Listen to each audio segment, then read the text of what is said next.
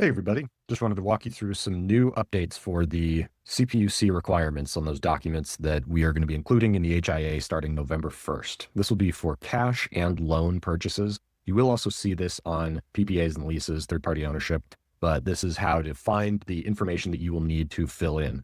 Now, Aurora is working on this, and they will have an update coming to the agreements sometime in November is what they told us, and this will not be a requirement once we're able to pre-populate all these fields. The most important one to include is going to be your year one savings. You always need to copy that down. So I did a quick mock-up of a design. When you go to the proposal in sales mode, you want to scroll down to the pre and post solar section. Over here, you'll see a little green number of post solar year one estimate. You'll see negative 257. If you want to just double check that that's the right number for here, year one savings, it looks like $257 on this particular proposal is going to be what you want to look at. So make sure you got that number jotted down. So just take a screenshot, write it down on your phone, something like that. The other thing that you want to double check is what your battery backup, if you did any kind of an allocation on it, either a 5 or a 10 or a 20, if that was a setting, just make sure you jot that down. In this case, it's self-consumption. We did 0, so don't worry about it.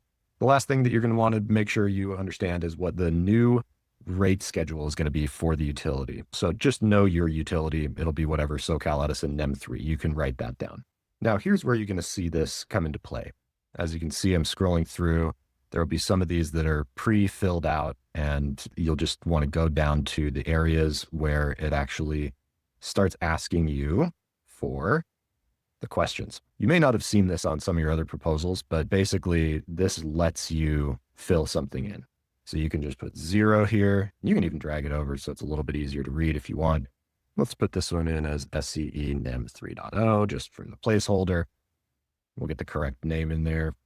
And then lastly, we had 257. So now that you have those entered in here, everything else should be pre-populated as usual, and you can do send for signature.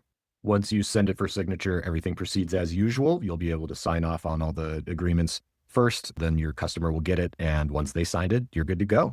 We will go over this in more detail on the next FAQ Friday, as well as some of the other nuances about the agreement. I look forward to hearing any questions you have. Thanks so much for being a partner.